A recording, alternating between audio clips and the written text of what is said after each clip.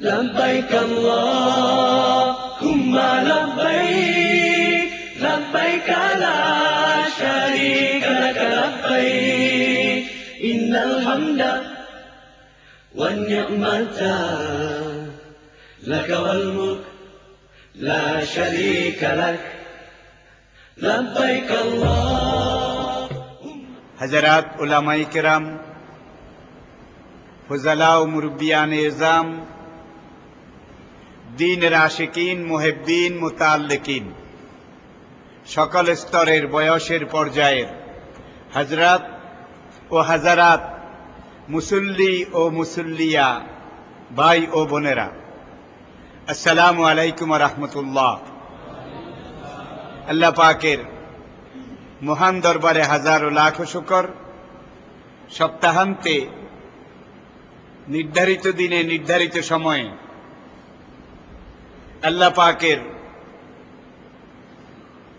ডাকে সাড়া দিয়ে, খোদাই আহ্বানে সাড়া দিয়ে, গুনাহগার হলেও আল্লাহ পাকের নিবেদিত প্রাণ গোলাম হিসেবে আল্লাহর ঘরে হাজির হতে পেরেছি, যিনি মেহেরবানি করে এই তৌফিক, সুযোগ, সৌভাগ্য আমাদেরকে এনায়েত করেছেন। আসুন সবাই মিলে একবার তার শুকরিয়া আদায় করি। মহব্বতের সাথে সবাই একবার পড়ুন আলহামদুলিল্লাহ। সকল প্রকার জড়তা, দুর্বলতা, সংকীর্ণতা, আবিলতা, হীনমন্যতা ঝেড়ে ফেলে ইমানের বলে বলিয়ান হয়ে আসুন আরেকবার পড়ি আলহামদুলিল্লাহ। মেরাজের শিক্ষা ও তাৎপর্য, এই প্রসঙ্গে আজকে আমি আজকের খুতবার আলোচনায় আপনাদের সামনে আলোচনা পেশ করতে গিয়ে আমার বলার সুবিধার জন্য এবং আপনাদের ধারণ করার, অনুধাবনের সুবিধার জন্য মূল আলোচনাটাকে আমি তিন ভাগে, তিন ধারায়, তিনটা স্তরে আপনাদের সামনে পেশ করার চেষ্টা করছি। আল্লাহ পাক তৌফিক দান করুন। প্রথম 15 মিনিট আমি আলোচনা করব মেরাজের প্রয়োজনীয়তা, তাৎপর্য। মাঝখানের 25 মিনিট আমি আলোচনা করব মেরাজের ঐতিহাসিক 14 দফা, মেরাজের শিক্ষা। উপসংহার শেষে 15 মিনিট আমি আলোচনা করব আজকের আধুনিক বিজ্ঞান, থিওসফি, ন্যাচারাল, সুপার ন্যাচারাল, প্রাকৃতিক, অতি প্রাকৃতিক দিক দিয়ে মেরাজের বাস্তবতা। আল্লাহ পাক তৌফিক দিন, সবাই পড়ুন আমিন। প্রথমে আসুন মেরাজ। মূল আরবি শব্দ উরুজ, আইন রা ওয়াও জিম, উরুজুন, যার বাংলা অর্থ হচ্ছে কোন একটা বস্তু দ্রুত বেগে নিচ থেকে উপরের দিকে ধাবিত হওয়া, উপরের দিকে আরোহণ করা। উরুজের বিপরীত আরবি শব্দ নুজুল।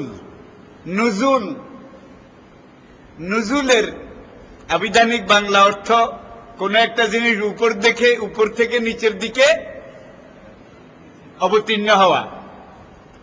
উরুজ থেকে মেরাজ, নুজুল থেকে ইনজাল। যেহেতু কোরআন উপর থেকে, লৌহে মাহফুজ থেকে 23 বছরে বিভিন্ন সময়ে, পর্যায়ে, প্রয়োজন অনুপাতে রাসূলের উপরে নাজিল হয়েছে উপর থেকে নিচের দিকে। এজন্য নাজালা, ইয়ানজুলু, নাজলান, ইনজালুন, মুনজিলুন, এই আরবি শব্দ ধাতুর ভিত্তিতে এটা নাজিল হয়েছে। আর ইসরার রজনীতে আল্লাহর রাসূল মক্কা থেকে কাবা শরীফের হাতিম বাবে উম্মে হানি থেকে উপরের দিকে 7 আসমান পেরিয়ে, সিদরাতুল মুনতাহা পেরিয়ে, আলমে নাসুত, আলমে মালাকুত পেরিয়ে আল্লাহ পাকের আরশে আজিম পর্যন্ত, সেখান থেকে জান্নাত, জাহান্নাম, আল্লাহ পাকের অনন্ত অপরিসীম কুদরতের কারিশমা এগুলো প্রত্যক্ষ অবলোকন করেছেন। আদম থেকে ঈসা আলাইহিস সালাম পর্যন্ত আম্বিয়ায়ে কেরাম তারা উম্মতের কাছে বলেছেন জান্নাত আছে, জাহান্নাম আছে, এই কাজ করলে জান্নাত, এই কাজ করলে জাহান্নাম। কিন্তু তার একজন নবীও জান্নাত জাহান্নাম নিজের চোখে দেখেননি। একমাত্র ব্যতিক্রম নবী হুজুর নবী করিম সাল্লাল্লাহু আলাইহি ওয়াসাল্লাম, যাকে ইসরার রজনীতে আল্লাহ জান্নাত জাহান্নাম, আলমে নাসুত, আলমে মালাকুত সবকিছু প্রত্যক্ষ দেখিয়ে পরের দিন এসে উম্মতের কাছে বলেছেন এই জাহান্নামে এইভাবে শাস্তি, জান্নাতে এইভাবে মুক্তি, আমি নিজে দেখে এসে বলেছি। এক। দুই, এখানে টাইম ফ্যাক্টর। হুজুর এসে বলেছেন আমি 27 বছর এক সফরে ছিলাম, মেরাজের সফরে, ইসরা রজনীতে। আবার হুজুরের বিছনা মোবারক, হুজুর এসে দেখেন এটা গরম। মরু আরবে যে বালিময় জমিন, পানি জমিনে পড়ার সঙ্গে সঙ্গে বালি যেটাকে খেয়ে ফেলে, হুজুর এসে দেখেছেন হুজুর পানি এখনো পুরোটা শেষ হয়নি। আল্লামা ইবনে হাজার আসকালানী রহমতুল্লাহ আলাইহি লিখেছেন হযরত আবু হুরায়রা রাদিয়াল্লাহু তাআলা আনহুর রওয়ায়াতের ভিত্তিতে হুজুর এসে দেখছেন দরজার কড়াটা তখনো নড়ছে। বুঝা গেল মোটে সময় লাগেনি। তো হুজুর বললেন 27 বছর। দরজার কড়া হুজুর পানি বলছে 27 সেকেন্ডও নয়, ঠিক কিনা বলুন? এখন এই 27 বছর যদি হুজুরের জেসেম মোবারক, হুজুরের বদন মোবারক নবুয়ত সত্তার উপর দিয়ে অতিক্রান্ত হতো, 27 বছরে হুজুরের দাড়ি চুল পেকে যেত। হুজুরের ভিতরে একটা কি ভাবান্তর, চেঞ্জ, বিরাট রকমের একটা পরিবর্তন, ফিজিক্যালি, বডিক্যালি, শারীরিক সব দিক থেকে পরিলক্ষিত হতো। 27 বছর সময় তো কম নয়, কিন্তু হুজুরের শরীরের উপর দিয়ে এই ধরনের কোনো কিছু প্রতিক্রিয়া পরিলক্ষিত হয়নি। তাহলে বুঝা গেল সময়টা হুজুরের দেহ মোবারকের উপর দিয়ে যায়নি। এক। দুই, সময়ের ঘড়িটা বাবে উম্মে হানি অথবা হাতিমে কাবা, এখান থেকে হুজুর রওনা করেছেন। রওনা করার সঙ্গে সঙ্গে আল্লাহ সফরের সুইচ টিপে দিয়েছেন, সময়ের সুইচ সেই দিকে চালু ছিল। আর মক্কার সুইচ এটাকে আল্লাহ স্টপ করে দিয়েছেন। জাতে নবুয়ত, হায়াতে নবুয়ত, সরকারে দো আলম হুজুর নবী করিম সাল্লাল্লাহু আলাইহি ওয়াসাল্লামের নামে নামি জাতে গেরামি, যেটাকে বুঝার জন্য আমি বলছি নবুয়ত সত্তা, নবুয়ত সত্তা। হুজুরের দেহ মোবারকের উপরেও সময়ের ঘড়িকে আল্লাহ কি করে দিয়েছেন? স্টপ করে দিয়েছেন, যার জন্য হুজুরের বয়সের উপর দিয়েও সময় অতিক্রান্ত হয়নি। মক্কার যে চলমান অবস্থা, দুয়ারের কলা, হুজুর পানি, এগুলোর উপর দিয়েও সময় অতিক্রান্ত হয়নি। সময়টা অতিক্রম হয়েছে সফরের শুরু থেকে এখানে আবার ফিরে আসা পর্যন্ত। যাওয়া শুরু, ফিরে এসেছেন, 27 বছর আসা যাওয়াই গেছে। কিন্তু এখানে হুজুর পৌঁছার পরে আল্লাহ ওই দুয়ারের কলার সুই, হুজুরের দেহের সুই, এটাকে টিপ দিয়ে দিয়েছেন। এটা এখন থেকে চালু হয়েছে। সুতরাং হুজুরের দেহ সত্তার উপরে, মক্কার এই সময় ফ্যাক্টরের উপরে 1 সেকেন্ডও কি অতিক্রান্ত হয়নি। আল্লাহ পাক পারেন নাকি পারেন না? একটাই সংক্ষিপ্ত উদাহরণ, আল্লাহর এক নবী সফরে গিয়েছেন। নবী সাহেবের বেগম কিছু হালুয়া, রুটি, গোশত এগুলা পাকিয়ে রান্না করে নবীর গাদার জিন লাগামের সাথে বেঁধে দিয়েছেন যে বিদেশে বিভ্রাটে দূর সফরে কাজে আসবে। নবী এক জায়গায় গিয়ে গাদাটাকে একটা খেজুর গাছের গোড়ার সাথে বাঁধলেন। গোড়াটা ছিল ভগ্নাবশেষ, ধ্বংসাবশেষ, মরা খেজুর গাছের গোড়া। মনে করলেন আমি একটু জিরিয়ে নেই, নবী ঘুমিয়ে পড়েছেন। এক ঘুমে 100 বছর। আও কাল্লাযী মাররা আলা কারিয়াতিন ওহিয়া খাবিয়াতুন আলা উরুশিহা। আল্লাহ পাক এইভাবে কোরআন থেকে বলছি। 100 বছর পরে আল্লাহর নবীর ঘুম ভেঙেছে। ঘুম ভাঙ্গার পরে একটু ক্ষুধা ক্ষুধা, পেটে ক্ষুধার ভাব লাগছে। আল্লাহ জিজ্ঞেস করলেন নবীকে, কামলা বেস্তা, নবী সাহেব কতক্ষণ ঘুমালেন? কালা, আল্লাহর সেই নবী শামুবিল আলাইহিস সালাতু ওয়াস সালাম জবাবে বললেন, লাবেস্তু ইয়াওমান আও বাদা ইয়াওমিন, এই নিম্নে আধা ঘন্টা, উপরে 2 ঘন্টা, একদিনের কিছু অংশ। একটা দিনের স্বল্প সময় আমি বোধহয় ঘুমে কাটিয়েছি।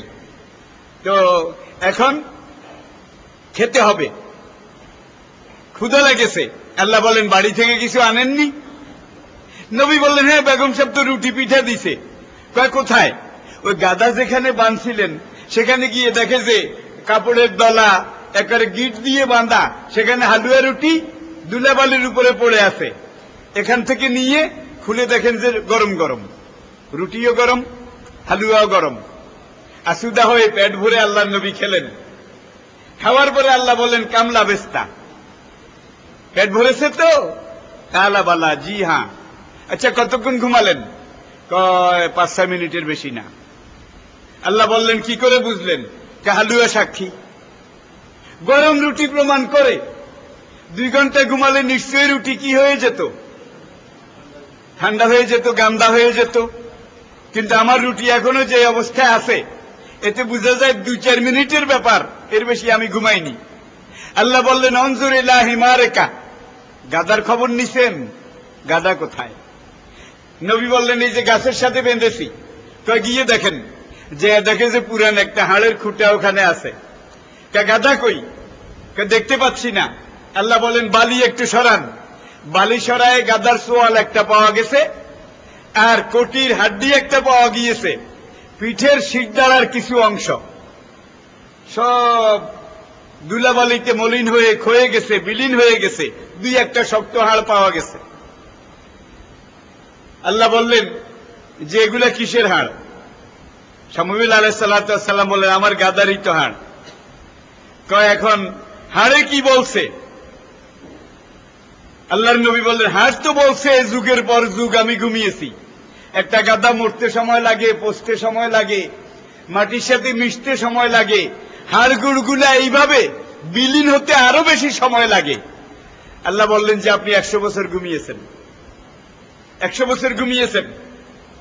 আল্লাহ রাসূল, আল্লাহর নবী শামুবিল আলাইহিস সালাম হাড্ডি দেখে দেখে বলে যে গাদা আর তার হাড় বলে যে 100 বছর ঘুমাইছি, এটাই ঠিক।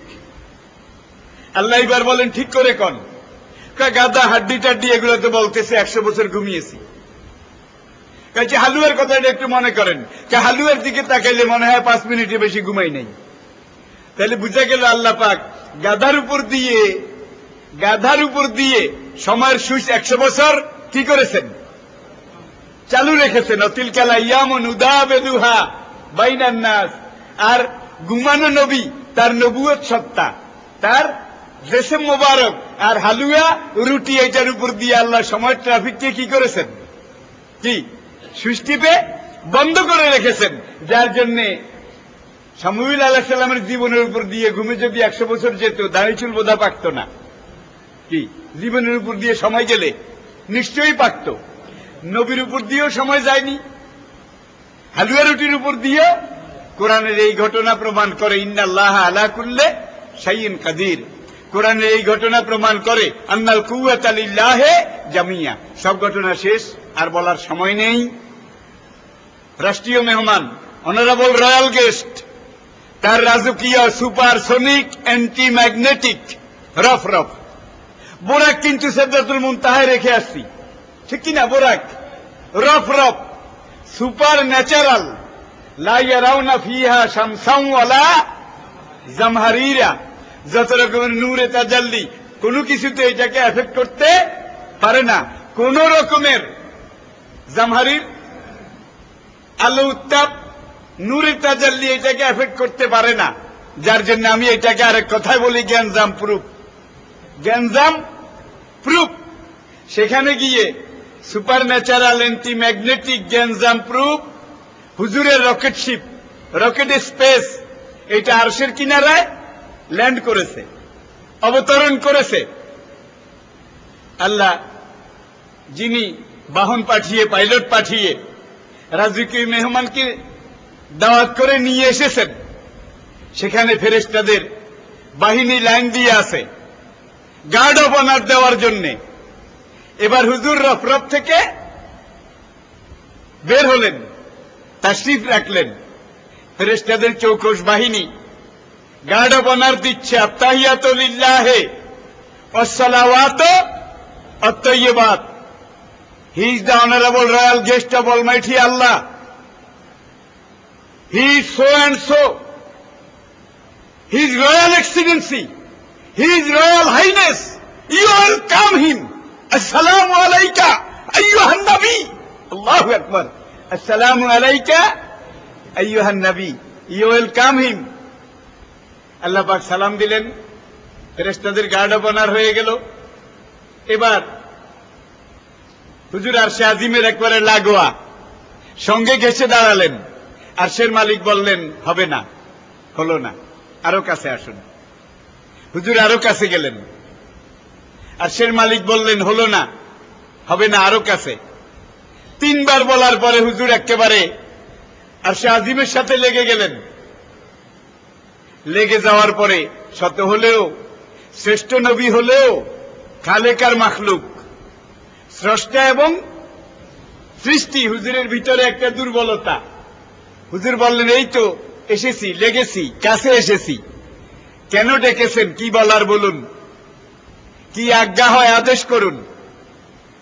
আল্লাহ বললেন, না, আপনাকে আরশের উপরে উঠতে হবে। হুজুর বললেন, লেমাজা, লেমাজা, কেন এটার উপরে উঠতে হবে? হোয়াই নট, হোয়াই নট, কেন মেরাজ পুরো হবে না বলুন। তিনবারের পরে আল্লাহ পাক বললেন, আমার রবুবিয়তের এলাকা জেদ্দুর, আমার খোদাইর এলাকা জেদ্দুর, আপনার নবুয়তের এলাকাও এদ্দুর। এটার উপরে যদি আপনি তশরিফ না রাখেন, তাহলে আপনাকে আপনার নবুয়তের পুরো এলাকা অবজারভেশন, পর্যবেক্ষণ, অবলোকন করানো যাবে না। আমি যত বড় আলামিনের বিশ্ব চরাচরের রব, আপনি এত বড় বিশ্ব চরাচরের রহমত। আমি রব্বুল আলামিন, আপনি রহমতুল লিল আলামিন। আর যেটা আপনার কাছে নাজিল করছি, এটা যিকরুল লিল ইন হুয়া ইল্লা, তাহলে রব্বুল আলামিন ডেকেছেন কাকে? রহমতুল লিল আলামিনকে। এবং তার কাছে আমাদের হেদায়েতের জন্য যেটা দিয়েছেন, ইন হুয়া ইল্লা যিকরুল লিল আলামিন, নয় এই কোরআন, বরং বিশ্ব মানবের চেতনাবাণী। এই জন্য হুজুরের মেরাজ হয়েছে আরশে আজিমে। এই দুইটাই বললাম টাইম ফ্যাক্টর। মেহরাজ আরশে কেন? মুসার মেহরাজ কোয়ে তুরে, ঈসা আলাইহিস সালামের মেহরাজ মাউন্ট সারমন, সারমন পর্বতে, ইউনুস আলাইহিস সালামের মেহরাজ মাছের পেটে, ইব্রাহিম আলাইহিস সালামের মেহরাজ জ্বলন্ত অগ্নিকুণ্ডে। ওইসব নবীদের জুরিডিকশন, নবুয়তের এলাকা ছোটখাটো ছিল, সীমিত জায়গায় রেখে সীমিত এলাকা পর্যবেক্ষণ করানো গেছে। কিন্তু এই নবীর নবুয়তের এলাকা কদ্দূর? আল্লাহর রবুবিয়তের এলাকা যেদ্দূর, ইনার নবুয়তের এলাকাও এদ্দূর। যার জন্য ওয়াসিআ কুরসিয়্যুহুস সামাওয়াতি ওয়াল আরদ, অনন্ত বিশ্বব্যাপী। আর সে আজিম হুজুরের মেরাজ কেন আরশে হয়েছে? তাৎপর্য এই একটাই, বেহেশত দোজখ সব দেখা টাকা শেষ। হুজুরকে যা বলার, অতিরিক্ত প্রশিক্ষণ যা দেওয়ার তা দেওয়া বলা শেষ। এইবার আল্লাহ পাক হুজুর দেশের দিকে আসবেন। আল্লাহ দেখলেন যে রাজকীয় মেহমানকে সালাম দিলাম, আসসালামু আলাইকা আইয়ুহান নবী, হে আমার নবী, আপনার উপরে সালাম। কিন্তু নবী জবাবে বললেন, আসসালামু আলাইনা ওয়া আলা ইবাদিল্লাহিস সালিহিন, আমার উম্মত তো দুনিয়াতে জমিনে রয়ে গেছে, আমি রাজকীয় মেহমান হিসেবে আরশে আজিম পর্যন্ত এসেছি, আপনার সালাম আমি একা নিতে রাজি নই। কিয়ামত পর্যন্ত যত নিবেদিত প্রাণ উম্মত আসবে, সবাইকে শামিল করে সব ইবাদিস সালিহিন নেককার বান্দাদের পক্ষ থেকে ওয়া আলাইকা সালাম ইয়া রাব্বি, ওগো রব্বুল আলামিন ওয়ালাইকুম সালাম, আপনার সওয়াবের আমি সালামের জবাব দিচ্ছি, সঙ্গে কাদেরকে শামিল করে কিয়ামত পর্যন্ত সালেহীন উম্মতদেরকে শামিল করে সালেহীন উম্মত হতে আমরা রাজি আছি না? যেভাবে বলছেন বেশি জুইট লাগলো না। সালেহীন উম্মত হতে আপনারা রাজি আছেন না? বজ্র বিষানে ফেটে পড়তে হবে, বজ্র বিষানে ফেটে পড়তে হবে। আল্লাহ পাক ইবাদিল্লাহি সালিহিন বলতে যাদেরকে আল্লাহর নবী মেরাজে ইন্ডিকেট করেছেন, আমাদেরকে আনাম আল্লাহু আলাইহিম মিনান নবিয়িনা ওয়াস সিদ্দিকিনা ওয়াস শুহাদায়ে ওয়াস সালিহিন, এই চার তবকার উম্মতের মধ্যে হাসরের দিন আল্লাহ শামিল করে দিন। সবাই আরেকবার পড়ুন আমিন। এবার মেরাজ শেষ, হুজুর বাড়ির দিকে আসবেন, 5 ওয়াক্ত নামাজ এটা আল্লাহ দিলেন, এটার জন্য কিন্তু মেরাজ হয়নি। 5 ওয়াক্ত নামাজ দেওয়ার জন্য এত গোটা করে এত বাদার বিন্দাচল পেরিয়ে আর শাজিম পর্যন্ত নেওয়া লাগে নাকি? ওহির মাধ্যমে হজ ফরজ হইল, ওহির মাধ্যমে রোজা ফরজ হইল, ওহির মাধ্যমে সব ফরজ হইল, ওহির মাধ্যমে নামাজ ফরজ হতে পারেনি নাকি? কি পারত না? তাহলে কেউ কেউ বলে এই 5 ওয়াক্ত নামাজ ফরজ করার জন্য হুজুরকে এই পর্যন্ত নিছে, কথাটা ঠিক না। হুজুরকে ওই পর্যন্ত নিয়েছেন আর শাজিম পর্যন্ত নিয়েছেন অতিরিক্ত প্রশিক্ষণের জন্য। গত এক যুগ হুজুর ছিলেন মক্কার দাইয়ে আল্লাহর একটা উম্মতের, দ্বীনের দাওয়া কাজ করতেছেন এমন একটা উম্মতের, এমন একটা সম্প্রদায়ের আমির, মক্কার 12 বছরের তাবলীগের আমির। আগামী বছর হুজুরকে আরেক পরিবেশে যেতে হবে, সেখানে যাওয়ার পরে মদিনার তাজদার হতে হবে, রাষ্ট্রনায়ক হতে হবে। সুতরাং তাবলীগের আমির দিয়ে আবার রাষ্ট্র চালানো, এখানে জটিলতার সম্ভাবনা আছে, ঠিক কিনা? যার জন্য ওই রাষ্ট্রের দায়িত্ব দেওয়ার আগে হুজুরকে এমন কিছু অতিরিক্ত প্রশিক্ষণ, উচ্চ শিক্ষার্থে মেয়েরাজ যাত্রা, কি উচ্চ শিক্ষার্থে মেয়েরাজ যাত্রা আমাদের দেশে সেই পাকিস্তান আমল থেকে দেখেছি।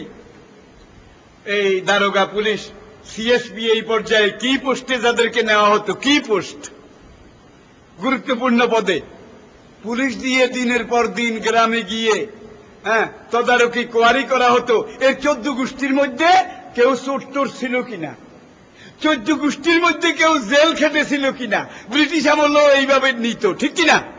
আর আজকাল পুলিশের 500 টাকা, চোরের বড় ছেলে রিপোর্ট দিয়ে দিছে he is a perfect man, he is so and so, তার মতে এমন আল্লাহওয়ালা, এমন ভালো মানুষ এই দেশে আরেকজন নাই, আমি তার সর্বাঙ্গীন কুশল কামনা করি, ঠিক কিনা বলেন? তাহলে দেখা যায় মাছের পচন গোড়া থেকে শুরু হয়। এবার আল্লাহ বললেন, যান, আপনার যে উম্মতদেরকে আপনি শামিল করলেন সালামের ভিতরে, আপনি ভুলেননি, আমি আল্লাহ ভুলতে চাই না। দৈনিক 5 বার যারা এই 5 ওয়াক্ত নামাজ ঠিকমতো আদায় করবে, আমি আল্লাহ 5 বার গিয়ে তাদের সাথে দেখা করে কথা বলে আসব। যার জন্য হুজুর ইরশাদ করেছেন, আসসালাতু মেরাজুল মুমিনিন, হুজুরের মেরাজ হয়েছে একবার জীবনে, আর আপনার আমার মেরাজ হবে দৈনিক 5 বার। এই মেরাজে শামিল হতে সবাই রাজি আছি না? জোরে বলেন আছি। 5 ওয়াক্ত নামাজ ঠিকমতো বা জামাত যদি আদায় করতে পারেন, আল্লাহ রাসূল ইরশাদ করেছেন, তাহলে দৈনিক 5 বার আল্লাহর সাথে আপনার কি হয়ে যাবে? দেখেন ডাইরেক্ট কথা হচ্ছে, ইয়াকা নাবুদু ওয়া ইয়াকা নাস্তাইন ইহদিনাস সিরাতাল মুস্তাকিম। কার সাথে কথা বলতেছেন? মাঝখানে কোনো দালাল টালাল মিডিয়া টিডিয়া আছে? তাহলে বান্দা এবং আল্লাহ, খালেক এবং মাখলুক, আব্দ এবং মাহবুদের মাঝে সম্পর্ক ডাইরেক্ট নাকি ইনডাইরেক্ট? নাম্বার 1 আসুন। এইবার আল্লাহ বলছেন, সামনে গিয়ে আপনি যে রাষ্ট্রনায়ক হবেন, সেই রাষ্ট্রের ব্যাপারে আপনাকে এইবার আমি বলছি, ওয়াকাদা রাব্বুকা আল্লা তা'বুদু ইল্লা ইয়াহু, সূরা বনী ইসরাইলের 23 নম্বর আয়াত। বনী ইসরাইলের ওই মেরাজ 23 নম্বর আয়াত দিয়ে শুরু, 37 নম্বর আয়াতে গিয়ে ঐতিহাসিক 14টা সংবিধানের ধারা, কয়টা ধারা? 14টা ধারা। যে 14টা ধারার মধ্যে সভরেন্টি অব অলমাইটি আল্লাহ, আল্লাহর সার্বভৌমত্ব এইটা দিয়ে শুরু হয়েছে। আর আল্লাহ তামসে ফিল আরদে মারাহা, হ্যাঁ, একজন মানুষ হিসাবে, ব্যক্তি হিসাবে তার পাবলিক ট্রানজাকশন কেমন হবে, তার আচার আচরণ কেমন হবে, তার গতিবিধি কেমন হবে, তার হাঁটা চলা কেমন হবে, এইভাবে 14টা ধারার ভিতরে আল্লাহ শুধু একজন ব্যক্তির জন্য, একটা উম্মতের জন্য নয়, একটা রাষ্ট্রের জন্য, একটা সমাজের জন্য, একটা দেশের জন্য, একটা উম্মার জন্য, একটা আন্তর্জাতিক সম্প্রদায়। মুসলমান কি কোন আঞ্চলিক জাতীয় সম্প্রদায় নাকি আন্তর্জাতিক সম্প্রদায়? আন্তর্জাতিক সম্প্রদায়। ইন্নামাল মুমিনুনা ইখওয়াতুন, আল মুসলিমু আখুল মুসলিম। এখানে আমি বাংলায় কথা বলি। ল্যাটিন আমেরিকা, প্রশান্ত মহাসাগরের পারে ক্যারিবিয়ার একজন কালো মানুষ, কুতকুতে কালো, বিদঘুটে কিম্বুত কিমাকার, সেও কালেমা পড়েছে, সে আমার ভাই। নামাজে দাঁড়ালে একটা দায়িত্ব বেহাজাল ইমাম ইয়াকা নাবুদু ইয়াকা নাস্তাইনের জগতে, হ্যাঁ, আমি যা বলি সে আমার কথা বুঝে না, তার কথা আমি বুঝি না, কিন্তু ইয়াকা নাবুদু ইয়াকা নাস্তাইনের জগতে আমার কথাও সে বোঝে, তার কথাও আন্তর্জাতিকতা। নামাজ দিয়ে শুরু। ওকাদা রাব্বুকা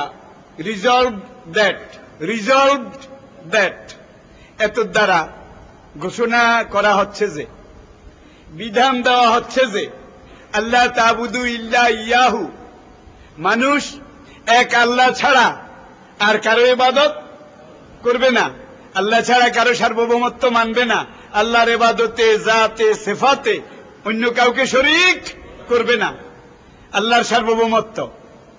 ইসুফ আলাইহিস সালাম জেলখানার কয়েদিদেরকে বলছেন, ইনিল হুকম ইল্লা লিল্লাহ, হুকুম দেওয়ার মালিক একমাত্র আল্লাহ, সার্বভৌমত্বের মালিক একমাত্র আল্লাহ, লর্ড অফ সবরেইন একমাত্র একজন, তিনি কে? আল্লাহ তাবুদু ইল্লা ইয়াহু, আল্লাহ ছাড়া অন্য কারো ইবাদত করা যাবে না। হাদিসে কুদসিতে হুজুর ইরশাদ করেন, আল্লাহ পাক বলেছেন, হাসরের দিন একটা মানুষের গুনাহ যদি আসমান বরাবর হয়ে যায়, গুনাহ, ব্যক্তিগত পাপ গুনাহ, কিন্তু আল্লাহর জাতের সাথে কাউকে শরীক করেনি, আল্লাহর সিফাতের সাথে কাউকে শরীক করেনি, অর্থাৎ গুনাহ করেছে কিন্তু শিরক থেকে কি ছিল? মুক্ত ছিল। আল্লাহ বলেন, ভাবে ইজ্জতি হবে জালালি, আমি আল্লাহর ইজ্জতের কসম, আমি আল্লাহর শানে জালালিয়তের কসম, হাসরের দিন তাকে জান্নাত দেওয়া আমি আল্লাহর উপরে ওয়াজিব হয়ে যাবে। সুতরাং নামাজ, রোজা, ইবাদত, বন্দেগী কম বেশি সবাই তো আর সমান পারে না। একটা শপথ আজকে আমরা নেব, যতদিন বাঁচি আল্লাহর সাথে কাউকে শরীক করব না। উবুদিয়তে, রুবুবিয়তে, মালিকিয়তে, কোনটাতে আমরা একমাত্র আল্লাহকে জানি, আল্লাহকে মানি। আল্লাহ ছাড়া আমরা কাউকে জানি না, আল্লাহ ছাড়া কাউকে মানি না, আল্লাহ ছাড়া আমরা কারো হুকুম বিধান আইন কানুন মানি না, আল্লাহ ছাড়া আমরা কাউকে ভয় করি না। আল্লাহ তাবুদু ইল্লা ইয়াহু গেল নাম্বার 1। একই আয়াতে আবার আরেকটা ধারা, অবিল ওয়ালিদাইনে ইহসানা, নাম্বার 2। 2 নম্বর, পিতামাতার সাথে বিনম্র আচরণ করতে হবে, বিনম্র আচরণ। হুজুর মিম্বারে উঠেছেন, খুতবা দেবেন, প্রথম ধাপে কদম মোবারক রেখে বললেন, রাগেমা আনফুহু, ওই ব্যক্তি ধ্বংস হয়ে যাক। আরো 2টা বলেছেন, রাগেমা আনফুহু, রাগেমা আনফুহু। কিলা ইয়া রাসূলুল্লাহ মান, সাহাবায়ে কেরামের পক্ষ থেকে একজন দাঁড়িয়ে বললেন, ইয়া রাসূলুল্লাহ, কার মুখ দুলায় মলিন হয়ে যাক, কার ব্যাপারে আপনি বলছেন তার মুখ বিবর্ণ হয়ে যাক, কার ব্যাপারে আপনি ইরশাদ করেছেন ওই ব্যক্তি হালাক হয়ে যাক, ওই ব্যক্তি বরবাদ হয়ে যাক, কাকে আপনি এইভাবে অভিশাপ দিলেন 3 বার? তাআলা জাতে নবুয়ত, নামে নামি, জাতে গেরামি, নবুয়ত সত্তা থেকে জবাব এলো, মা ওয়াজাদা ওয়ালিদাইহি কিবরান, আমার ওই যুবক উম্মত যে তার বাবা মাকে বৃদ্ধ অবস্থায় জীবিত পেয়েছে, আহাদুহুমা ও কেলাহুমা, দুইজনকে অথবা দুইজনের একজনকে। আমি কি বুঝাতে পেরেছি? কারো বাবা মরে যায়, মা জীবিত থাকে, মা মরে যায়, বাবা, কারো দুজন জীবিত থাকে। যার জন্য হুজুর বলছেন আহাদুহুমা আও, একজন অথবা উভয়জন জীবিত অবস্থায় ছিল, তাদের সাথে নম্র ব্যবহার করে, সদাচরণ করে, তবে সেবা শুশ্রূষা করে যে জান্নাত কিনে নিতে পারলো না সে হালাক হয়ে যাক। তাহলে বুঝা গেল বাবা মাকে বৃদ্ধ অবস্থায় পাওয়া মানি জান্নাত কিনে নেওয়ার সবচাইতে বড় সওদাগরি, ঠিক কিনা? এরপরে বলা হচ্ছে ইম্মা ইয়াবলুগান্নাল কেবারা আহাদুহুমা আও কেলাহুমা, দুইজন অথবা একজন বুড়া হয়ে যাওয়ার পরে ফালা তাকুল্লাহুমা উফ উফ। বাচ্চারা যখন অপরিণত বয়স, 3-4 বছর বয়স, কথা বেশি বলে, বেদরকারে বলে, ঠিক কিনা? কোলে করে বের হয়েছেন বাসা থেকে, আব্বা ওটা কি? ওটা কাউয়া। কাব্বা ওটা কি করে? ওটা কাকা করে। আব্বু ওটা কাকা করে কেন? ওটার খিদে পেয়েছে। আব্বু ওর খিদে পেয়েছে কেন? ও খাবে খাবে। আব্বুও খাবে কেন? এত কথা। এরপরে টান দিয়ে একটা চুমু দিয়ে বাবার কাছে কত ভালো লাগে, বিরক্ত হয় নাকি? নাকি যত জিজ্ঞেস করে হারামজাদা, পেট পেট করিস না। কোন বাবা কি এইভাবে মারে? না আদো আদো বাদো বাদো কথা এগুলা শুনে স্নেহ সমুদ্র আরো উদ্বেলিত হয়। বাচ্চাকে চুমা দেয় আর বলে ও খাবে আব্বু খাবে, ওর ক্ষুধা পেয়েছে এই জন্য কাকা করে, ঠিক কিনা? ঠিক 60 বছর পার হলে বাবা মা আবার ঠিক লেখায় লা ইয়ালামা বাদা ইলমিন শাইয়া। কোরআন বলছে এই বুড়া বুড়িকে আবার ওই অর্বাচীন কচি বালক বাচ্চা করে আমি তোদের কোলে উঠাই দিচ্ছি তোদের ঈমান পরীক্ষা করার জন্য। এখন শুয়া শুয়া এই বাবা তুই বাজারে গেছস, আমাদের জন্য একটু এই জিনিসটা আনিস, তুইটা আনারস আনিস, একটা এই পাক্কা পাক্কা আমার নিস। বুড়ারে কেছি খাটার খাটার করার জন্য সারাদিন শুয়ে শুয়ে পেট পেট খ্যাট খ্যাট। তোমার এত কিছু দরকার আছে নাকি? পাইলে খাবা, এই ধরনের ধমক দেয় কিনা? দেয় কিনা বলেন? এ হলো ছেলের অবস্থা। আর কিডনি ফাংশনলেস হয়ে গেছে। একদিন দুপুরের পরে পেশাবের ব্যাগ এসেছে বুড়ার বা বুড়ির, বাবা অথবা বুড়ি মার। বাথরুমে যাইয়া কুলাই নাই, জাজিম তোষকের উপরে পেশাব পড়ে গেছে। এইবার তো জেন্টেল লেডি, ভদ্র মহিলার মুখের দিকে চাওয়া যায় না। এই বুড়া গ্রামের বাড়ি থেকে এখানে এনে উঠেছে আমার মাথার উপরে। এই বুড়া যেইভাবে বিছানায় মুতা আগা শুরু করেছে, কোন ভদ্রলোক কি আর এই বাসায় আসবে?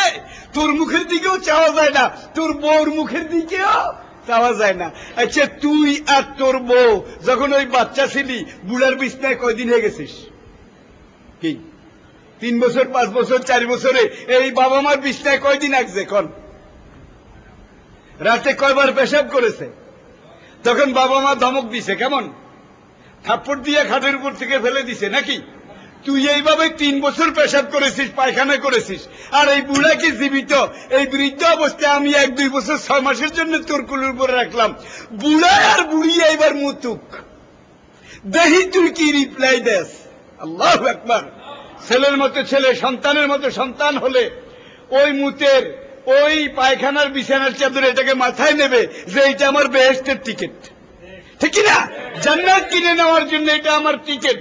হ্যাঁ, আব্বাকে আল্লাহ এইভাবে লেখায় লা ইয়ালামা বাদা ইলমিন শাইয়া, বিছানা তো পেশাব করেনি, আমার জন্য জান্নাত অবধারিত হয়েছে। এইটাকে এইভাবে যদি ধোয়, শেষবারে 3 চুবানি দিয়ে পাক করে এইভাবে রোদ্রে শুকায়। অনেক ছেলে মেয়ে আছে করে, কিন্তু 2-1টা আছে কাঠটা হারামি, কাঠটা হারামি, ঠিক কিনা? এই ধরনের আছে। আমি বলছি আল্লামা জালালউদ্দিন সিউতি রহমতুল্লাহ আলাই মাওয়াহিবুদ্দুনিয়ার মধ্যে লিখেছেন, রাগেমা আনফুহু রাগেমা আনফুহু, এই হাদিসের ব্যাখ্যা দিতে গিয়ে কোন ছেলে মেয়ে, পুত্র অথবা কন্যা সন্তান একাধারে যদি 40 দিন রোজা রাখে, যেটাকে বলা হয় সওমে বেসাল, 40 দিন রোজা, 40 দিন 40 রাত্র কিছু খায় না, 40 দিন 40 রাত পরে একবার ইফতার করে, এটা সওমে বেসাল। সারা জীবন যদি সওমে বেসাল করে, 70 বছর বয়স পর্যন্ত একাধারে সেজদায় পড়ে থাকে, আর 70 বছর বয়স পর্যন্ত এশার ওযু দিয়ে ফজরের নামাজ আদায় করে, মানে 70 বছরের রাতে ঘুম যায় নাই। তাতাজাফা জুনুবুহুম আনিল মাদাজে, বিছানা থেকে পিঠ কি হয়ে গেছে, আলাদা হয়ে গেছে আল্লাহকে পাওয়ার জন্য। 70 বছর এইভাবে যদি ইবাদত করে থাকে, কিন্তু বাবা অথবা মা দুজনের একজনের মনে কষ্ট দিয়েছে, তার ব্যবহারে বাবা অথবা মা একটা নিঃশ্বাস কি বড় একটা নিঃশ্বাস ফেলেছে। আল্লামা সাইয়্যিদী রহমতুল্লাহ আলাইহি বলেন, আল্লাহর কসম সারা জীবন ইবাদত করে সিজদা পড়ে থাকলেও ওই পুত্র কন্যার জন্য বেহেশত হারাম, এমনকি ওয়ালা ইয়াজিদনা রিহুহা, বেহেশতের ঘ্রাণও তারা পাবে না। বেহেশত তো হারাম, বেহেশতের পরিবেশ সুঘ্রাণ এইটা পর্যন্ত আল্লাহ পাক তাদের জন্য হারাম। এই প্রসঙ্গে সংক্ষেপে সাহাবী আলকামা রাদিয়াল্লাহু তাআলা আনহু মাকে একদিন একটা কড়া কথা বলেছিলেন, ওই বোর সাথে মা ঝগড়া লাগছিলেন আর কি। তো আলকামা সাহাবী রাদিয়াল্লাহু তাআলা আনহু বাইরে থেকে এসে মায়ের একটা কথা বলছিলেন, খুব সিরিয়াস না, মা আপনিও আসলে একটা জ্ঞান দাও, এরকম কয় না, মা আপনিও আসলে একটা ফ্যাসান, এই দূরি কথাটা এই টাইপের হাদিসে, আপনি একটা জ্ঞান যান। মার মনে একটু কষ্ট গেছে, আরে তোর জন্য আমি এত করলাম, তুই আমার এখন কি করলি, মা আপনি একটা ফ্যাসান, তুই ছেলে কইতে পারলি। এই আলকামা রাদিয়াল্লাহু তাআলা আনহু সাকরাতুল মউত শুরু হয়েছে, একাধারে 7 দিন চলে গেছে। আজরাইল উপর থেকে টানে, এক একটা নিঃশ্বাসে মনে হয় যেন মক্কার জমিন থরথর করে কেঁপে ওঠে। এইভাবে তার সাকরাতুল মউত চলছে। ওয়াজাআত সাকরাতুল মউতে, কিন্তু আলকামা রাদিয়াল্লাহু তাআলা আনহুর জান কবজ হয় না। হুজুরের কাছে খবর আসলো, হুজুর গেলেন, দোয়া করলেন, মুনাজাত করলেন, কিন্তু আলকামার রূহ কবজ হয় না, সাকরাতুল মউত যেন আরো বেড়ে যায়। হুজুর তখন বললেন, তার মা বাপ কেউ কি জীবিত আছে? কেইলা ইয়া রাসূলুল্লাহ লাহু উম্মুন, তার মা তো বুড়া, চলতে পারে না, শোয়া জীবিত আছে। মাকে নিয়ে আসো। 2 জন মহিলা মাকে ধরাধরি করে আলকামার বেডের কাছে নিয়ে আসলেন। আসার পরে হুজুর বললেন, নিশ্চয়ই এই মার সাথে বেয়াদবি করেছে, যার জন্য তার সাকরাতুল মউত আল্লাহ পাক এইভাবে বহুগুণ বাড়িয়ে দিয়েছেন। এইবার মাকে বলে, মা এই ছেলে কি তোমার সাথে কোনোদিন খারাপ ব্যবহার করেছে? আলকামা রাদিয়াল্লাহু তাআলা আনহুর মা বললেন, বালা ইয়া রাসূলুল্লাহ, হুজুর হ্যাঁ হ্যাঁ একদিন করেছে। কয় কি? তার বোর সাথে এইভাবে আমার তর্ক হচ্ছিল, সে আমার মাতৃত্বের স্নেহ সমুদ্র, উদ্বেলিত সমুদ্র, এটাকে গুরুত্বহীন মনে করে বোর পক্ষ সাপোর্ট করে আমাকে বলেছে আপনি একটা ফ্যাসান। আমি মার মনে কষ্ট গেছে। হুজুর বললেন, এখন তুমি যদি মা মাফ করে না দাও, কিয়ামত পর্যন্ত তার সাকরাতুল মউত চলতে থাকবে, তার রূহ কবজ হবে না। মা বললেন, না আমি ওকে মাফ করব না, এত কষ্ট সে আমাকে দিতে পারলো, আমার কলিজাটা সেদিন 2 ভাগ হয়ে গেছে। হুজুর 2 বার বললেন, তুমি মাফ না করলে তার সাকরাতুল মউত আল্লাহ কিয়ামত পর্যন্ত বিলম্বিত করে দেবেন। আল্লাহ আল্লাহ, এটাও তো একটা জাহান্নাম। মা বলে, লা ইয়া রাসূলুল্লাহ, হুজুর হবে না। এইবার হুজুর বললেন, তোমরা একটা গর্ত করো। সাহাবারে কয়েকজন কোদাল শাবল দিয়ে বড় একটা গর্ত করলেন। করার পরে হুজুর ইরশাদ করলেন, এটার মধ্যে জ্বালানি লাকড়ি, এটা দিয়ে ভরপুর করো। লাকড়ি দেওয়া হলো। এইবার বললেন, পেট্রোল ঢেলে দাও। পেট্রোল জ্বালানির মধ্যে দিয়ে। এইবার হুজুর বললেন, আউকে দু নারা, এইবার এই লাকড়ি আর পেট্রোল এর মধ্যে আগুন লাগাই দাও। আলকামার মার কিন্তু এখানে এইবার দুপ আরম্ভ হইছে, কি আমারে আগুনে দেয় নাকি আমার পোলা, কি আকরামারে দেয়? হুজুর তো এইভাবে কেন আগুন জ্বালাইলো কি? এইবার হুজুর বললেন, দাও আকরামারে উঠাও। মাকে হুজুর কি করতে উঠাইবেন? তুমি যখন মাফ করলা না, মরলেও ওই জাহান্নামেই যাবে, জ্বলন্ত আগুন কিয়ামত পর্যন্ত তার নিয়তি, সুতরাং মরার আগেই আমি তাকে এই আগুনে পুড়ে ফেলবো। মায়ের সাথে কেন বেয়াদবি করলো? এইভাবে যখন উঠানো শুরু করেছে, ইয়া রাসূলুল্লাহ গাফারতু, আমি তাকে মাফ করে দিলাম, আমি তাকে মাফ করে দিলাম, আমি মায়ের কোনো দাবি নাই। বটের তুল্য ছায়া নাই, মায়ের তুল্য মায়া নাই, ঠিক কিনা? এক সাহাবী আরজ করলেন, হুজুর আমি কার খেদমত করব? হুজুর ইরশাদ করলেন, তোমার মায়ের, তারপরে তোমার মায়ের, তারপরে তোমার মায়ের, শেষ তোমার বাপের। সুতরাং মা বাবার সাথে আমরা সদ্ব্যবহার করব। সবাই রাজি আছি না? এটা আমি ইচ্ছা করে লম্বা করেছি। নাম্বার 3, 26 আয়াত, ওয়াতেজাল কুরবা হাক্কাহু, নিকটতম প্রতিবেশী তাদেরকে তাদের হক, তাদের পাওনা ঠিক মতো দিয়ে দাও। তুমি পেট ভরে খেয়েছো, তোমার চতুর্দিকে 40 ঘর, তারা তোমার নিকটতম প্রতিবেশী, তাদের খোঁজ খবর লওয়া তোমার ইমানি দায়িত্ব, ঠিক কিনা? তুমি পেট ভরে খেলে, তোমার প্রতিবেশীরা কেউ অভুক্ত উপবাস বিনিদ্র রজনী যাপন করলো, যত কিছু আমল তুমি করো তোমার জন্য জান্নাত হারাম হয়ে যাবে। সবাই বলুন নাউজুবিল্লাহ। সুতরাং পাড়া প্রতিবেশী তাদের হক আদায় করতে হবে, তাদের খোঁজ খবর নিতে হবে। তাদের চলার পথে কোথাও কষ্টদায়ক জিনিস থাকলে, বাড়ি থেকে বের হয়েছেন, মেইন রাস্তায় উঠতে এক জায়গায় একটা কলার সোবড়া, হুজুর ইরশাদ করেন কিতাবুল ঈমানের হাদিস, এই কলার সোবড়াটা আপনি এই নিয়তে রাস্তা থেকে কুড়িয়ে ফেললেন যে আমার কোন প্রতিবেশী এটার উপরে পাও দিলে কি স্লিপ করে পড়ে কষ্ট পেতে পারে। এই কলার সোবড়া আমাদের যারা কর্ণধার ছিল, একটা গাড়ি হইলে চলে, দুইটা হইলে তো আর একেবারে আর লাগেই না, এক একজনের 3টা 4টা। এক একটা গাড়ির দাম লক্ষ টাকা নয়, কি লক্ষ টাকা নয়, কি কোটি টাকা। তাহলে যেখানে গাড়ি একটা হইলে চলে, এখানে 4টা কিনছে। আর যেখানে এই টয়োটা করোলা একটা হইলে চলে 10-15 লাখ টাকার, সেখানে এমন এক গাড়ি কিনেছে 96 লাখ টাকার, 1,30,00,000 টাকার। এগুলা বলে অপব্যয় না? কি কথায় বলে পাপ বাপকে ছাড়ে না। পাপ যাদের বাতি হয়েছে তাদেরকে আল্লাহ ধরাইছে, ধরে নাই ধরাইছে। ওলা ওলা দফা আল্লাহুন নাসা বাদুহুম বেবাদিন, এইভাবে যুগে যুগে যেই জনপদের মানুষ একবার ন্যায়ের সীমা লঙ্ঘন করে, এইভাবে অন্যায়ের গড্ডালিকা স্রোতে ভেসে যায়।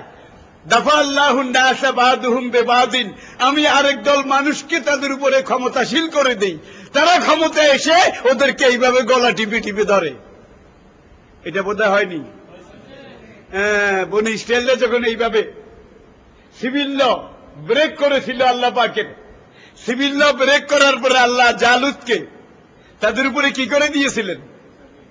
চাপিয়ে দিয়েছিলেন। ফাজাসু খেলালাত দিয়ার, জালুত বনি ইসরায়েলদের রাষ্ট্র ক্ষমতার অধিকারী হয়ে একটা একটা করে ধরেছে, আর উকুনের মতো কি নখের উপরে টিপে টিপে মেরেছে।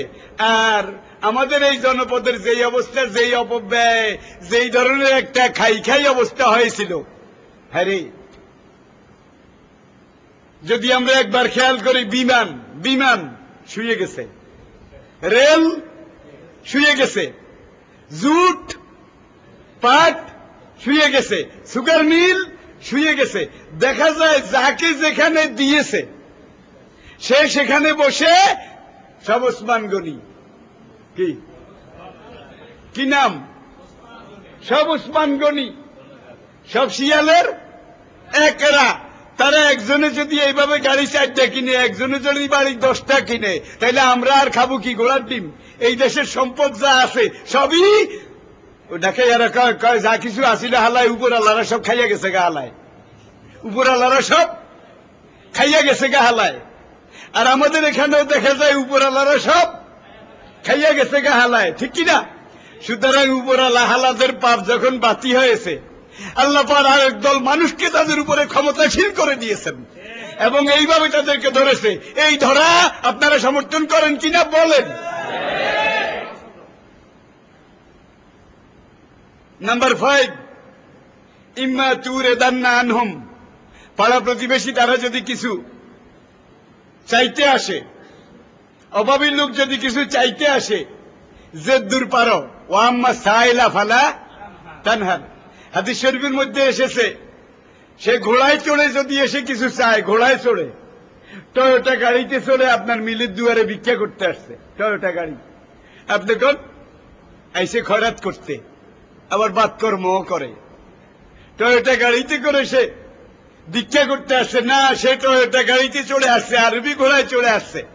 ন্যূনতম তাকে কিছু দেওয়া তোমার ইমানের দায়িত্ব, যেহেতু আল্লাহ পাক বলছেন ও আম্মা সাইলা, সে খয়রাত খাওয়ার উপযুক্ত কিনা এটা বুঝার কোয়ারি করার দায়িত্ব আপনার নয়। আল্লাহ পাক বলছেন যে চাবে তাকে কিছু না কিছু।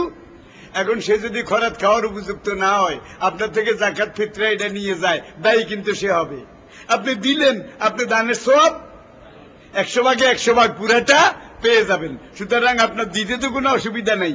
হ্যাঁ, so and so Adam Ali and কদম আলী और কুব্বাদ আলী, আদম আলী হোক, কদম আলী হোক, কুব্বাদ আলী হোক, যারা এইভাবে এসে কিছু চাবে তাদেরকে আরেক হাদিসে আছে, একটা খুরমা খেজুরের বিচির উপরের সিলকাও যদি হয়, এটা দিয়ে হলেও তুমি জাহান্নাম থেকে বাঁচার চেষ্টা করো।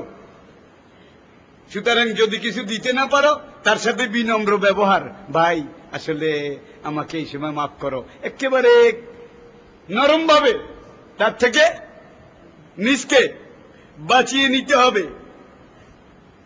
এরপরে 29-30 আয়াত, ওয়ালা তাজাল ইয়াদাকা মাগলুলাতান ইলা উনুকিক, তোমার সম্পদ যত বাড়ছে, বাড়তি সম্পদের সাথে দানের হাতটাও কি করো, বাড়াইয়া দাও। সেইও সম্পদ বাড়ে, কিন্তু তুমি তোমার হাতকে এইভাবে কান্দের সাথে বেঁধে রাখছো।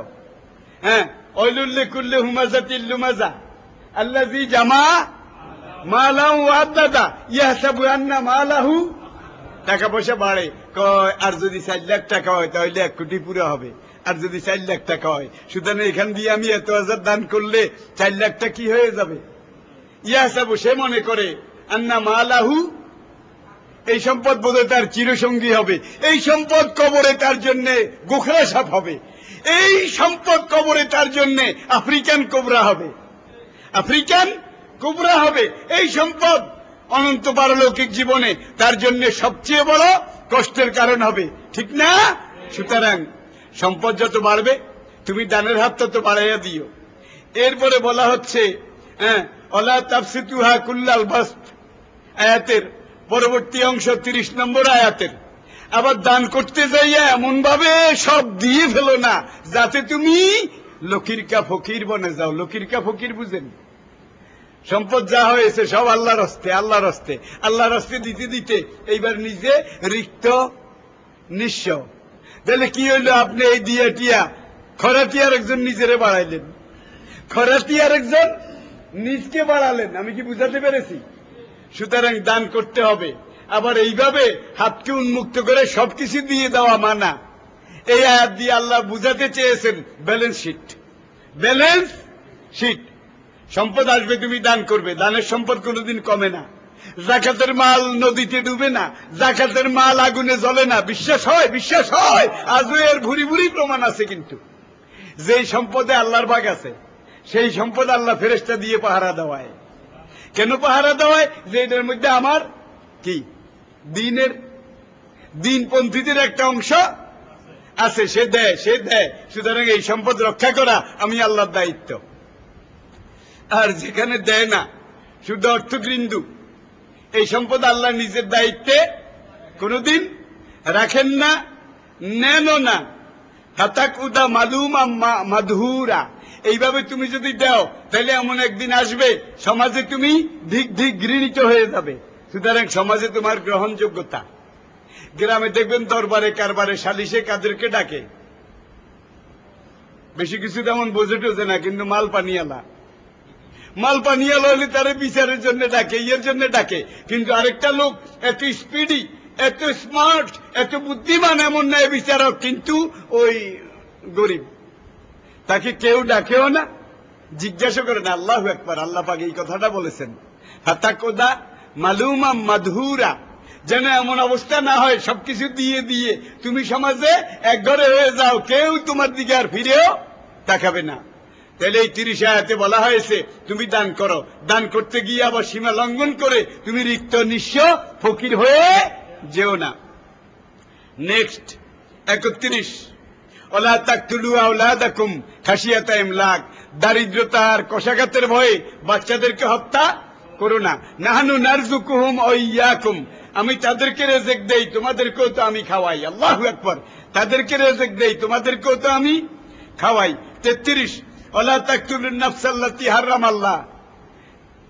অন্য ব্যক্তি, মানুষ, জীবন যাদেরকে হত্যা করা আল্লাহ হারাম করেছেন, সেই অন্য কোন মানুষকে তুমি হত্যা করো না।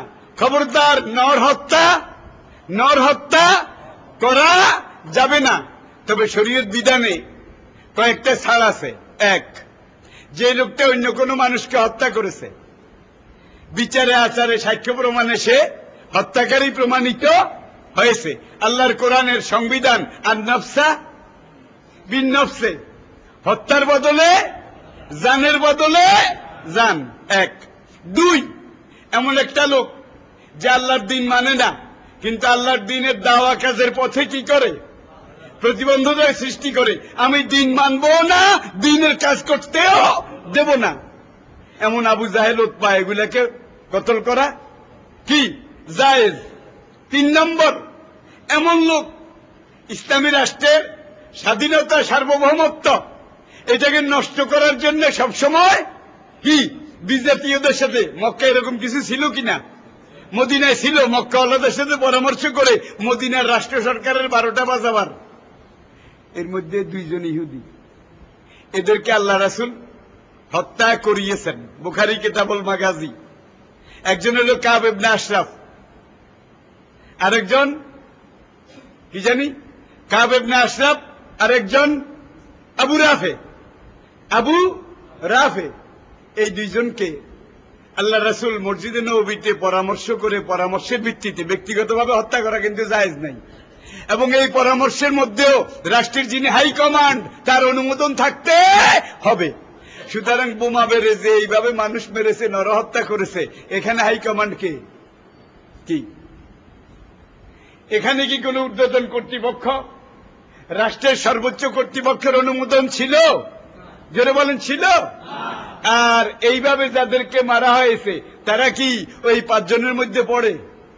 যে 5 জনকে কতল করা জায়েজ আছে। আই রিপিট অ্যাগেন, অন্য লোককে হত্যা করেছে, সে ঘাতক, তাকে মারা জায়েজ আছে।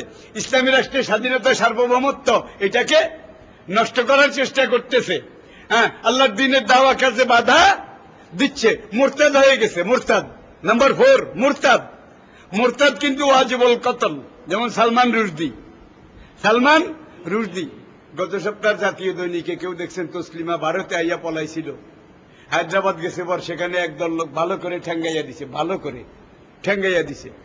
তাহলে মুরতাদের জন্য আল্লাহর জমিন কোন সময় নিরাপদ নয়, এবং মুরতাদকে কতল করা ওয়াজিব। সর্বশেষ নাম্বার 5, এমন লোক আর শাইখ আর শাইখাতু ইযা জানাইয়া, বিবাহিত নর আর বিবাহিত নারী, এই 2 জন যদি ব্যভিচারে লিপ্ত হয়, ফারজেমুহুমা, তাদের কোমর পর্যন্ত গেড়ে পাথর মেরে তাদেরকে হত্যা করা জায়েজ। তাহলে কয়জন হলো? এই 5 জন ছাড়া কোন মানুষকে হত্যা করা জায়েজ নেই। ওয়ালা তাকরাবু আমওয়ালাল ইয়াতীম, এতিমের ধন সম্পদ এটা ভোগ করা যাবে না, ওর কাছেও যাওয়া যাবে না, এটা আমানত হিসেবে থাকবে। ওয়াফু বিল আহদে ইন্নাল আহদা কানা মাসউলা, ওয়াদা যেটা করেছো এটাকে তোমরা পুরা করো, কারণ হাসরের দিন ওয়াদা সম্পর্কে সবাইকে জিজ্ঞাসাবাদ করা হবে। ইয়া আইয়ুহাল্লাযীনা আমানু উফি বিআহদিকুম, তোমরা যেই ওয়াদা করেছো এই ওয়াদা পুরা করো। হাদিস, আল মুমিনু ইযা ওয়াদা ওফা, মুমিন ব্যক্তির লক্ষণ যা ওয়াদা করবে সে পুরা করবে। মুনাফিকের লক্ষণ হলো ইযা ওয়াদা আখলাফা, ওয়াদা ভঙ্গ করা কার লক্ষণ? মুনাফিকের লক্ষণ। সুতরাং 34 নম্বর আয়াতে বলা হয়েছে, তোমরা যে অঙ্গীকার করবে এটাকে রক্ষা করবে। আল্লাহ রাসূল নবুয়ত পূর্ব যুগে মক্কি জীবনে সিরিয়ার এক পাইকারের সাথে ওয়াদা রক্ষা করার জন্য 3 দিন এক অবস্থায় এক জায়গায় দাঁড়িয়েছিলেন, ঠিক কিনা? 3 দিন এক অবস্থায় এক জায়গায় দাঁড়িয়েছিলেন। ওয়াফুল কায়লা ইযা কেলতুম, ক্রয় বিক্রয় করতে গেলে খরিদ্দারকে তার জিনিস পুরাপুরি মেপে দিও। ওয়াজনু বিল কিসতাসিল মুস্তাকিম, দাড়িপাল্লা এটার মধ্যে ওজনে পরিমাপে কম করো না, ওজনে পরিমাপে ওয়াকিমুল ওজনা বিল কিসতে ওয়ালা তুকসিরুল মিজান ওয়াইলুল লিল মুতাফফিফিন ওয়াইল দুযুক ওই ডান্ডি চোরদের জন্য, ডান্ডি চোর বুঝেন দাড়িপাল্লা, ওই ডান্ডি চোরদের জন্য যারা কেনার সময় মাপে বেশি লয়, বেচার সময় কম দেয়। 35 36 36 ওয়ালা তাকফু মা লাইসা লাকা বিহি ইলম, এমন জিনিসের পিছনে পড়ো না, এমন জিনিসের পথে এগো না, অনুকরণ করো না, আনুগত্য করো না যেটা সম্পর্কে তোমার জ্ঞান নেই। যেই দিকে যাবে জেনে শুনে যাইও, আন্দাজুন্দার মতো, কি আন্দাজুন্দার মতো তোমরা অজানা বস্তু এটার অনুসরণ অনুকরণ করো না। যেই কোরআনের প্রথম আয়াত হলো একরা একরা। আমি মোবারকবাদ জানাই বর্তমান ইরান জাতি বিজ্ঞান তথ্য প্রযুক্তির দিকেও জাপানের পরে এখন তারা। আজকের ইউরোপ আধুনিক বিজ্ঞান মুসলমানদের কাছে সবচেয়ে বড় ঋণী। আপনি ইন্টারনেটে ফ্লাশ করে দেখেন, ওয়েবসাইটে আপনি ক্লিক করে দেখেন, তারা স্বীকার করছে, এনসাইক্লোপিডিয়া ব্রিটানিকা বলছে আজকের ইউরোপ, আজকের আধুনিক জগৎ, এই সভ্যতা বিজ্ঞান জগতে মুসলমানের কাছে সবচেয়ে বড় ঋণী। হ্যাঁ, অঙ্কশাস্ত্রে শূন্য আবিষ্কার করেছে মুসলমানরা। ইউরোপে বর্ণমালা জানতো না। কর্ডোবা ইউনিভার্সিটি করার পরে ইউরোপের ইহুদি খ্রিস্টানরা এসে ভর্তি হয়েছে। ভর্তি হওয়ার পরে আলিফ বাতা পড়তে পারে না। তখন কর্ডোবার মুসলমান উস্তাদেরা আলিফ এটারে বানাইছে এ, বা এটারে বানাইছে বি, তা এটারে বানাইছে টি, তাহলে এটাকে বলে আলফাবাত। আলফাবাত সেখানে গিয়ে অ্যালফাবেট। হ্যাঁ, ইংরেজি বর্ণমালা, এইটাও মুসলমানদের কর্ডোবার অবদান। এনসাইক্লোপিডিয়া ব্রিটানিকা বলছে মুসলমান যখন ইউরোপে গেছে সেখানে একটা গোসলখানা ছিল না, একটা ল্যাট্রিন ছিল না, একটা প্রাইমারি স্কুলও ছিল না। সুতরাং আধুনিক বিজ্ঞানে ইসলাম এত কিছু দিয়েছে তাদের জ্ঞানের কারণে, ঠিক কিনা?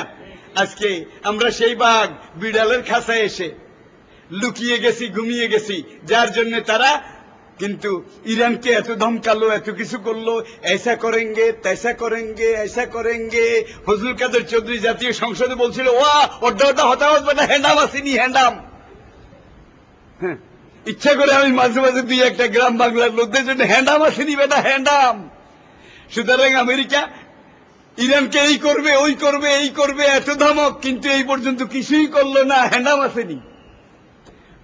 কারণ ইরান এমন এক জাতি, 800 হিজবুল্লাহ যাদেরকে মারতে গিয়ে গত রমজান 33 দিনে আমেরিকা ইসরায়েলের দাঁত ভেঙে গেছে, ঠিক কিনা?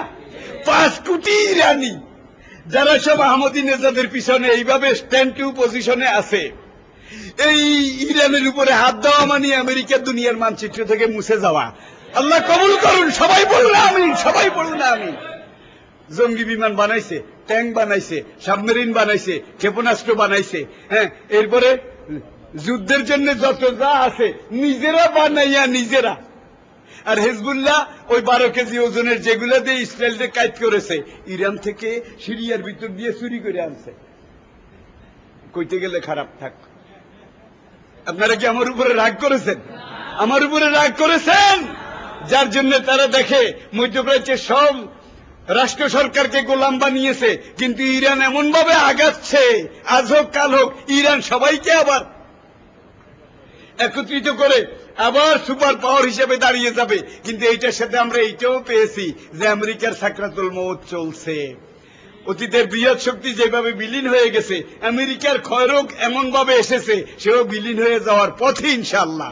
এবং এই সুপার পাওয়ারের বিলীন হয়ে যাওয়ার পরে সুম্মা তাকুনু খেলাফত আলা মিনহাজিন নবুয়ত, পুরা দুনিয়াতে ইনশাআল্লাহ ইসলামী খেলাফত কায়েম হবে, এটা ছাড়া আর কোনটার জায়গা নাই। হুজুরের হাদিস, আপনারা কি একমত? সর্বশেষ অলা তামশে ফিল আরদে মারাহা, আল্লাহর জমিনে গর্ব করে, দর্প করে, অহংকার করে হেঁটো না। ইন্নাকা লান তাখরুকাল আরদা ওয়ালান তাবলুগাল জিবালা তুলা।